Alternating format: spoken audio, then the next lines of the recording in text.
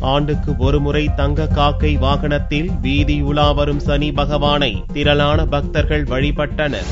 காரைக்கால் அடுத்த திருநள்ளாற்றில் கடந்த 25ஆம் தேதி கொடியேற்றத்துடன் பிரம்மோற்சவ விழா துவங்கி நடந்து வருகிறது. இங்கு அமைந்துள்ள தர்பாரண்யேஸ்வர கோவிலில் நவக்கிரகங்களில் முக்கியமானவரான சனீஸ்வர பகவான் அனுக்கிரக மூர்த்தியாக விளங்குகிறார். பிரம்மோற்சவ விழாவின் முக்கிய நிகழ்வாக திங்களன்று இரவு தங்க காக்கை வாகனத்தில் சனீஸ்வர பகவான் எழுந்தருளி வீதி உலா வந்தார். ஆண்டுக்கு ஒருமுறை பிரம்மோற்சவ விழாவில் மட்டுமே சனீஸ்வர பகவான் வீதி உலா வருகிறார். இதனால் பல்வேறு பகுதிகளில் இருந்தும் ஏராளமான பக்தர்கள் வந்திருந்து சுவாமி தரிசனம் செய்தனர்.